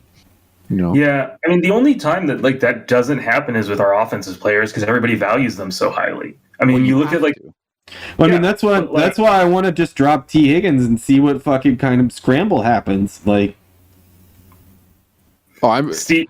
I would not drop him, Steve. Dude, yeah, get some value for him. Of like, I know. Let someone come on, man. Like, this can't like you can't be that jaded. Like, this is what I'm talking about. Though, is that you can't like say, oh, I think this is a droppable player, and then be like, I will only give him away for a second and a first round pick. It's like, no, you gotta. Yeah, that's not really. Yeah, no. I mean, no, that's a fair point. Yeah. Like, if someone, I don't care. Like, yeah. Yeah, somebody gives you a first for Tee Higgins, man. Like, fucking shop. If you want Tee Higgins, come get him. Standing offer. Throw him on the block. Like, I think people should use the trade block more. He was literally like, yeah, no. I really like that people have thrown players on the trade block because I look at it all the time. I'm just like, I think about each trade. Like, do I like this guy? Do I think he's worth trying to, like, what do I think they might want in return? Does it make sense for my team? And it's like, even if I don't send the offer, just knowing that players are there. And then I know Josh uses this. He goes through and he uses the interested in feature. So if you go through the trade panel, there's a little heart next to each card. If you tap that, it tells the owner that there's a player interested in that player. So even that, I think, should be utilized more, just to show player like, hey, I'm not necessarily interested in trading for him right now, but like, I think this player is pretty good. I've seen Josh use that. I haven't really used it that much, but like, I think that would be a good way. It's a cool feature. Communicating intent. It doesn't necessarily need to be like, hey, I want to, we need to talk about this right now. It's just like, oh, it's kind of, touch and touch. Yeah, like I think my wide receiver, Yeah, I mean, Scott and I went back and forth for probably about an hour about Hollywood Brown and like what would make sense for Scott didn't make sense for me, and I couldn't do it in the end. But like, that's just like. I understood where, just by talking about it, and I do this with Matt too. We just talk about players and stuff, and it's like, I know where he stands. I sent a trade offer to Danny today, and he was like, nah, I'm not doing that. I was like, oh, clearly we're not like on the same page in terms of value here. And Danny is like, I'm just cool doing what I'm doing, and I was like, cool. Now I know where you stand. Like, I understand how you are what your mindset is, and what your thought process is for that player, and we're just not on the same page. And that was my experience with Joe too. It's just like, yeah, we're not, clearly this doesn't work for us, and that's fine. Like, Yeah. a trade deal that isn't made is almost, in some cases, more effective than a trade deal that is made, because you learn more about how another team values such a position or a specific player, so that you know going forward what you would be able to offer them that they would be interested in. Yeah, it makes for a healthier league if we all communicate, which is kind of like general, like normal, The whole fucking how thing. relationships work. Yeah, in any generally. sense. But like, Yeah. you know, that being said, like if you just send Casey an offer, he's never going to talk to you about it. It just won't. It won't happen. Casey is very conservative, and you just need to understand that. If you want any of his, the thing is that Casey's team really isn't in a position to make any drastic moves. Like, he was a playoff team last year, and his team's doing fine this year. He's one of the few teams that's been, pretty impervious to the injury bug, and he's had a fine start, and he's got a solid IDP core, and his offensive weapons, as much as we meme about his quarterbacks, are good. Like, Who is really his good. quarterback? So Levis. he basically has no quarterback. We joke about, because Fields, Derek Carr, like he's kind of piecemealing it, like I am right now. He's rolling the medium line. Yeah. He's kind of that is towing the line with the quarterbacks. So it's like he has no sexy quarterback, but he's beating people up with his offense and his defense, because his defensive player, he has Fred Warner, who's the best linebacker in fantasy. That's like, you can't argue with the results. So like, Casey doesn't feel like he needs to make any changes, So I get it. If I was him, I like, what am I trading for? Like, what I've got is working. So unless Danny wanted to give him Nick Chubb, like, you gotta know who people like. Like, I know Casey loves Nick Chubb. If I had Nick Chubb, I would try and shop him, because I know Casey would want Nick Chubb. Probably wouldn't get very much back. I would need to be really low on Nick Chubb, but you gotta know what they like. But yeah, it's also early, and there are some managers that are more eager than others to make moves, and I definitely like retooling and making trades. So I'm always trying to change things up for better or for worse. Yeah, I just don't know if like we're ever really going to overcome the defensive like value thing. Like, I just don't think people value defensive players. Like, I just don't think that's real. I don't think that it's worthless. It's just that the only players, and it's because we don't require you to start that many, and our benches are pretty shallow, like relatively to how many offense, like how important the offense is. There's just not a lot of value in, unless you're giving up a Nick Bosa or something. The league has collectively spoken and said that there's more value in a flyer wide receiver than there is in a Mike linebacker. Yeah, Yep. I mean, yeah. Yep. Yeah. And if that's the way that it is, then so be it. I mean, I think that's kind of where I land. If we were going to make any changes, it would have to be unanimous. Obviously, everyone would need to be on the same page about it. Yeah, because we can't just like have because adding a position changing the rules, and And Steve and I thought really hard going into this the way that this would work, and it's worked exactly the way that we expected. It's just I've noticed maybe did a little too much. I mean.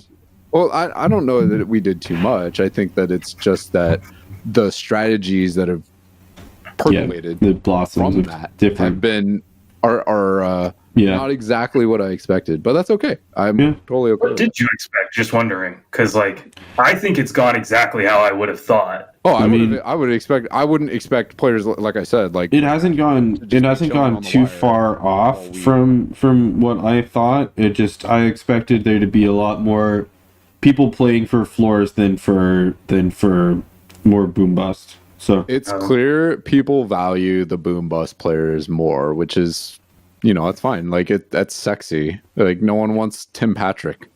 I think that's like pretty normal though. I mean, like if you in redraft, this is not at all related because this isn't a redraft. It's not league. Redraft, but like the best way to like win a redraft league is to choose the old guys who don't get hurt.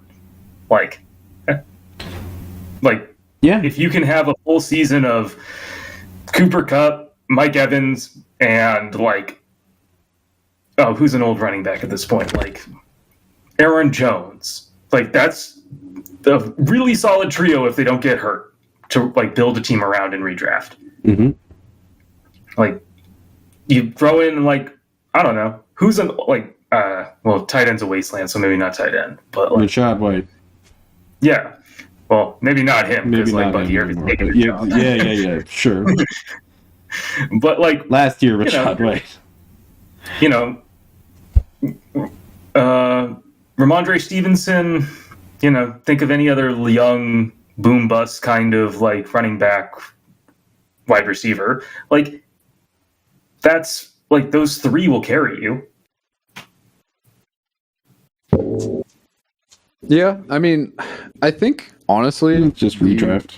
the way that Dynasty works with IDP is a little bit more akin to redraft in a sense that because things change so dramatically, just because of the way You're probably retooling every year anyway. exactly. Yeah. But you're gonna have year over year. Your stars are going to be your stars. Generally, the same guys being the stars, right? Right. But you're gonna have players that come out of nowhere, on their 5th year, second team, and then just wake up, and that's gonna happen every year, and that's fine. That's fun. It's normal. I really like that. Yeah, the waiver wire pickup to like win you your league is great. It's just the value dynamic between like a waiver wire IDP ad and a draft pick is going to be really wonky, and it probably always will be. And I think everyone's still kind of like learning that what the value is of IDP, and just it's something everyone's kind of figuring out on their own what they value. And I think, like I've said, the value clearly is in safeties and edge rushers. Everyone wants good safeties and good edge rushers because they give you the biggest splash weeks, and that's what matters really. Like, what's a floor? Like, it doesn't. What's 10 points? So I don't know. I feel like if our scoring was different and then we got 2 points per tackle instead, linebackers would just dominate, and that's what I wanted to avoid. I didn't want linebackers to be the only option. But interestingly, and I'm not saying it's just like you can go to the waiver wire and just pick up studs. It's like, obviously, Blake Cashman might be serviceable, but he's not going to produce like Fred Warner. Yeah. You're not just going to go get a Fred Warner from the waiver wire. That's what I didn't want. I never wanted that. I never wanted to just be able to go get, like with kickers, just go get Evan McPherson in his rookie season and just like get 18 points a game from some disposable position. I don't feel that. I feel that each defensive player's position has value in their own tier. So like linebacker for linebacker, safety for safety, edge rusher for edge rusher, tackle for tackle. Like those things are going to be that they have more lateral value than they do like cross position. And especially when you think about offense, like I did a trade with Jordan that involved a defensive player for offense, and it worked for both of us because he wanted to stash Dre Greenlaw. He was willing to do that, and I needed a quarterback, and I just threw Greenlaw as a throw-in for Gabe Davis, who I knew he didn't like. Like, he's his Tee Higgins. He's just like, I fucking hate this guy. I never play him. He's always ass whenever I do play him. So like, get him off my roster. And I was like, well, I have a roster clogging IR guy and a bunch of injuries that I need to deal with. So I traded, an offense and defense package back because he's like, I also need a running back. So I gave him Ezekiel Elliott and Dre Greenlaw, and I got 2 offensive weapons in return. But it's like, it was highly situational for both of us. I thought that was a cool trade. I liked negotiating that with him because it was like figuring out what the value was for the IDP player, because Dre Greenlaw is a stud. He wants a good IDP player. But he doesn't have to, worry about managing his roster now because he's injured. So it's just like all these dynamics that come into trade packages involving offense and defense that make this really difficult to navigate for some people. And I think that's one of the reasons why people are kind of iffy about trading, especially defensive players, because it's like, I don't know what I'm giving away. you know. But I don't know. Kind of beating a dead horse at this point. So yeah, I don't know. It's still going to be like. Defense is never going to catch up to offense, and that trade's always going to be hard. There's always going to be something like. I don't think there's ever going to be like. If Fred Warner's the best like IDP player, like if that's like kind of where you're at, you're not trading Fred Warner for Christian McCaffrey. You're not trading him for no. Like Josh Allen. Like that's you might that's trade never going to be a thing. You might trade him for Myles Garrett. Maybe. Mm. I mean, if somebody wants to, like, maybe Cortland Sutton for Fred Warner. No, you could easily get like for Fred Warner, like Casey could get serious return for that. I would hope he could. Yeah, I would hope Fred Warner goes for multiple firsts. Definitely Tee Higgins. Yeah, would you trade Tee Higgins? Yeah. You want to send me Fred Warner for Tee Higgins? Casey, call me up. Let's get it done. Straight up. It's like 7 FAAB, which is just, if you think about it, Steve, that 7 FAAB is FAAB I couldn't use to snipe you with. I want all the FAAB now. I need all the FAAB. I'm gonna demand 69 FAAB or 7-ish FAAB from everyone. Every trade. FAAB tax. I still don't value FAAB whatsoever. FAAB is like right. I mean, it's bullshit. Nothing to me. I spent 56 FAAB on fucking P-Ryan. there's multiple ways to look at FAAB, and I'm cool with both of these schools of thought.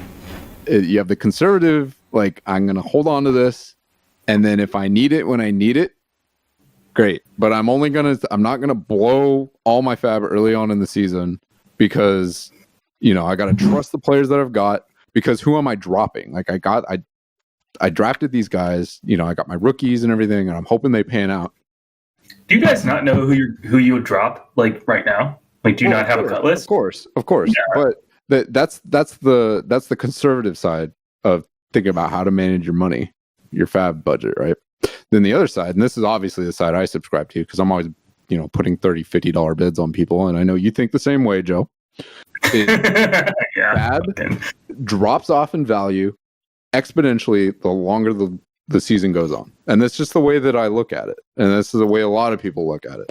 Yeah, just like a lot of people like to hold on to their FAAB because they might need it during playoffs. It's like, you know, if the RB1 goes down, you still have your $100, and that guy whoever backup sitting on the wire, he's yours, because if anyone else has spent even $1, you're good. You know, that's the thought process there. Is that, which is totally fair. I mean, totally fair, yeah. Exactly. But like, you know, you're missing out on breakouts then if you're not willing to get your guy aggressively, and you're just kind of like, you know, I really like him, but I only put in $13 or whatever. Hopefully I get him, and then, you know, Joe comes in dropping $56 on P-Ryan, and it's like, oh, okay, I never had a chance anyway. That's fine. But then, you know, if P-Ryan goes off, then you feel like an idiot. It's like, oh shoot, maybe I should have spent more. Let's not pretend P-Ryan's going to go off, right? It doesn't do anything, and it's like, Joe spent all his money, and I still have $100. Yeah. Hopefully, we play in the playoffs, and his running back goes down, and I can pick up his backup. You know, so. Well, you can't, because Steve got him. Can't snipe Steve if Steve already got him. Yep. Let's talk a little bit. Alligator Dundee, baby. What do you guys think about Anthony Richardson? This is why I didn't take AD Mitchell. I was like, do you want to ride the Anthony Richardson train? That dude is not accurate. He was never accurate in school. Like, he's all athleticism. He's a huge project. Like, well, hasn't he like really not played that many games too? Like, he really could. It wasn't a joke when I said, like, in the week 2 that he played 2 less games than Drake May. That's not a joke. That was like a real stat. Yeah, that's crazy. Yeah, he's played no games. we were saying these things about Josh Allen, his rookie season, though. Is just like, he's so inaccurate. He's really raw. I can see it. He's really, he looks like a really good player, but he can't throw the football, and he's probably cooked, right? No, I never said that. No, You I didn't will say that, but every I died on the hill of no. I'm in on Josh Allen. He went 7th, and I was like, yeah, give me him, like an idiot. right. But he was bad as a rookie. He was not a good quarterback by any stretch. Yeah, I don't know what you're talking about. He ran for 50 yards a game, got me 5 points in that stupid redraft league. Sure, fancy, but it's the same thing we're seeing with Richardson. It's like he's inaccurate as fuck, but freak athlete. You can see it, but it's like, do you believe? Can you fix the accuracy issues? Because I cannot make a decision. It's like while I'm watching the games, I'm just like, I fucking hate this dude. This is terrible. He's ruining all these good players. Like Josh Downs is nothing. Adonai Mitchell is a wasted pick. My Michael Pittman trade with Trevor last year is terrible. Like I cannot start any of these players that are on the Colts, right? Unless it's the running back, because he doesn't need to receive anything. And Jonathan Taylor's still really good. He gets pulled when it's passing downs. Right. So they pull the best player when it's passing downs. It's just such an interesting thing to watch, because Anthony Richardson is undoubtedly the freakiest prospect in NFL history. Dude is just his measurables are just off the charts. And he's just a ball of He's Anthony Richardson is a product of the obsession with RAS. It is just dude has no experience. He is no. I'm way out on him. I've seen the tape. I've seen that he hasn't put enough of it down. I'm not disagreeing. I've watched the. I think that the process, the Josh Allen process, generally is not going to work, because it generally doesn't.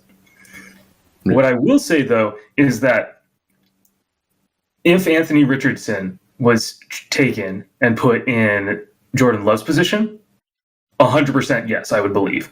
Because that's a really good point. Everything that Jordan Love was and is a shitty version of Anthony Richardson. Just the shit version of him. Everything, even now. I don't care if it's 3-4 years later. He's never going to be that athletic. He's never going to have the upside. He's never going to be the same. Yeah, he'll never be what Anthony Richardson is in terms of what he can do. Willing, more he played more football. He's an actual football. Anthony Richardson is barely an actual football player, though. Which makes him so strange. Jordan Love. The reason he went 20th, or was going to slide to the second round unless the Packers didn't trade up, is because he hadn't played a bunch of football. He was not some Jaden Daniels, Michael Penix type prospect. He just was. It's because he's getting more hit Trey in Lance. live game action that he's going to be. Good point. He's going to. Yeah, I think you're absolutely right, Joe. If he had the right kind of development path that was protecting him and getting him ready in a way that actually worked. And I think I was going to also say I don't trust Indianapolis's coaching to develop a QB here. No track record, no tried and true, no anything. So I don't know. Why would you expect that? A damn good coach, I think. No track record. Am I wrong? I don't know. I have no idea whether he's good or not. Idea, for a year now. A year. I think what Indy was okay with what he has. Well, he had Gardner Minshew, and so you can say that was a great coaching job. Yeah, sure, but he's a great coach. I mean, maybe. You got Gardner Minshew to do just enough. I mean, he's the line. He's the new Derek Carr line. No, he's not.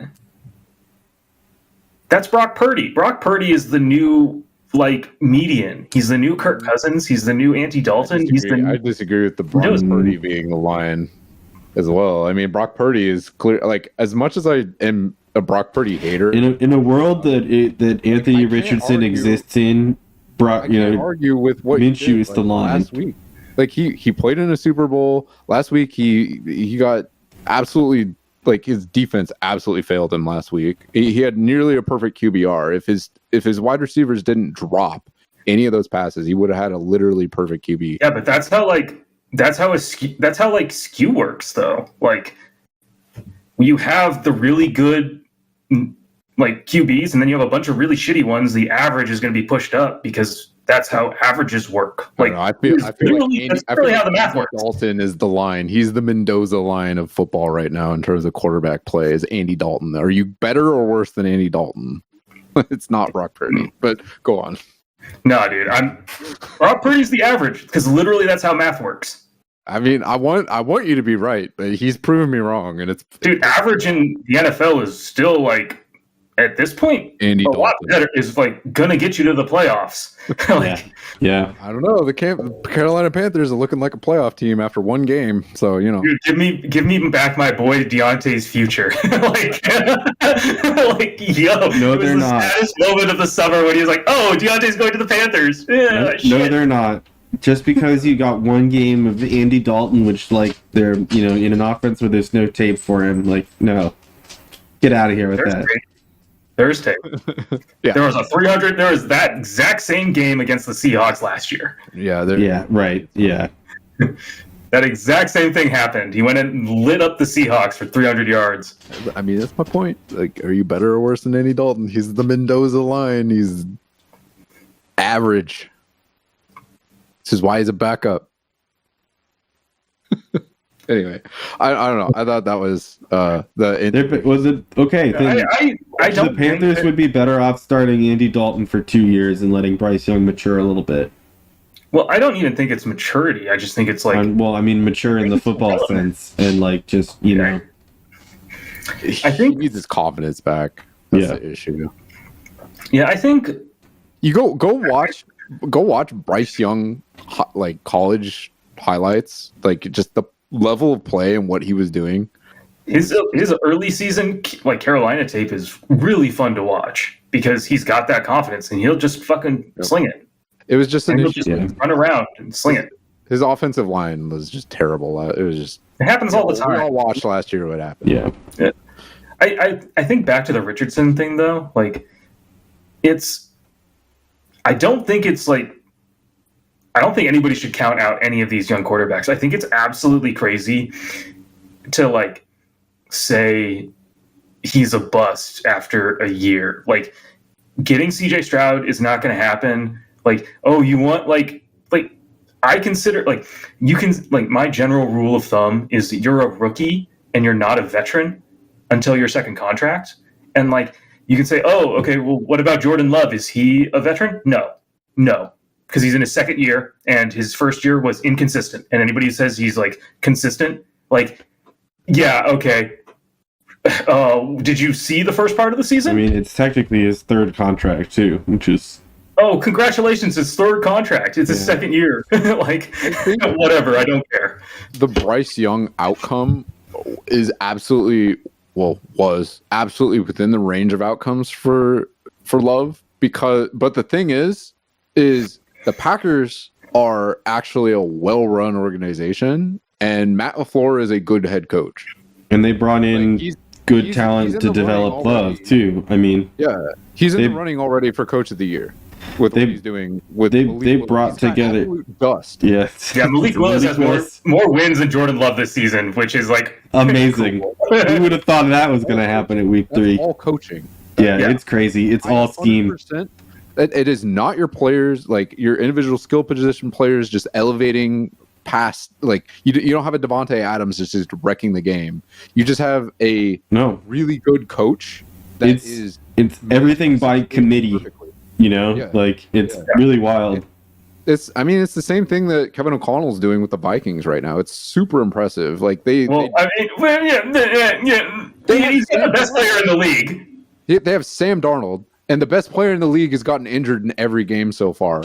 And they have better than everybody else. No wide receiver 2, no tight end, and he's still better than everybody else. Jefferson's still better than everybody else hurt. Well, regardless. They don't have their quarterback gone. Wide receiver 2 gone. Tight end gone. I mean, the quarterback was a question mark to begin with. I mean, Sure, but we're arguing the same thing here. The Darnold surprise has been a nice one for the Vikings. I won't argue that for you. Yeah.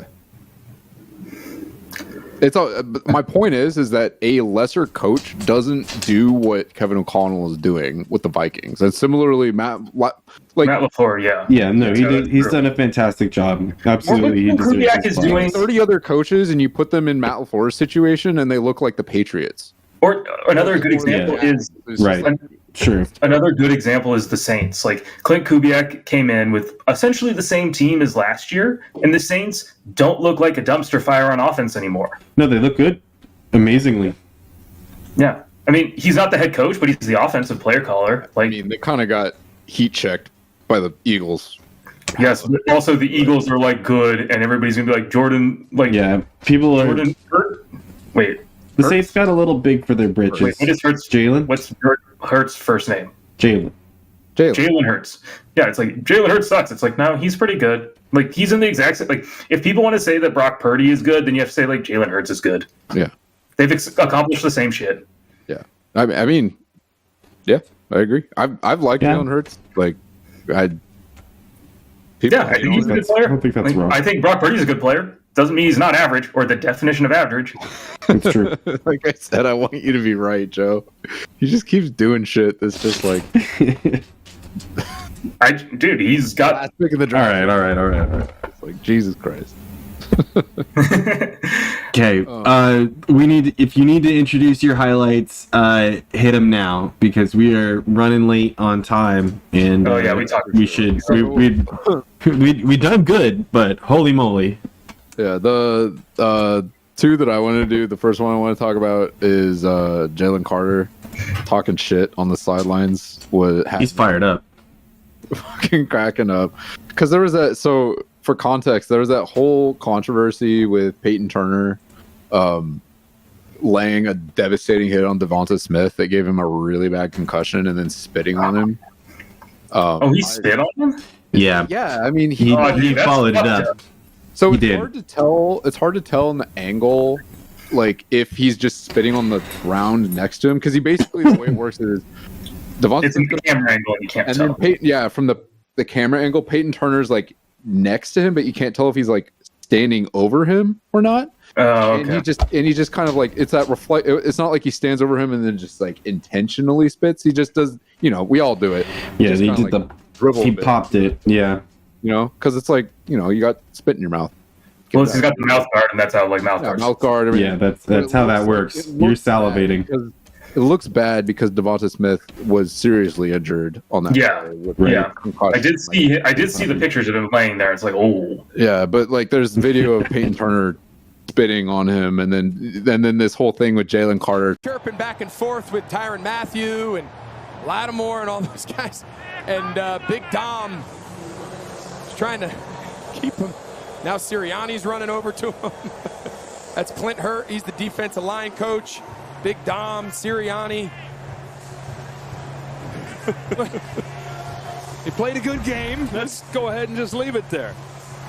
Yeah. Some all SEC love. Georgia boy to an all Tiger.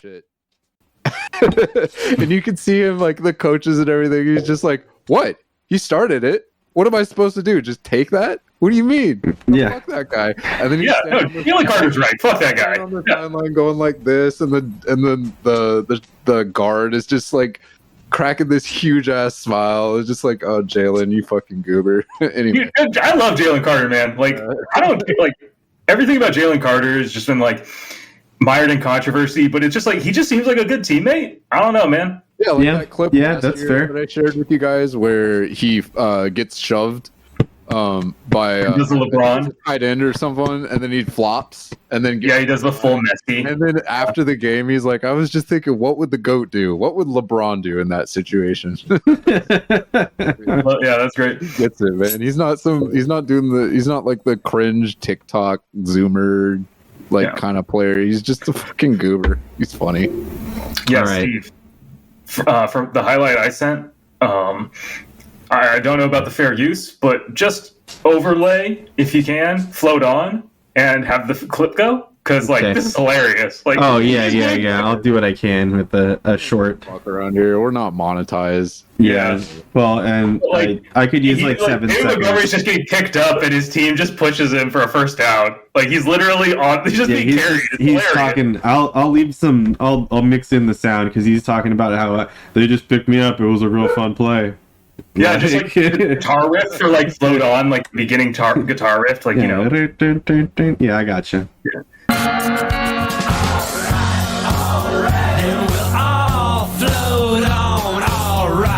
Or like, yeah, just like some iconic part of that song, because like, Yeah, that shit- I gotcha. yeah.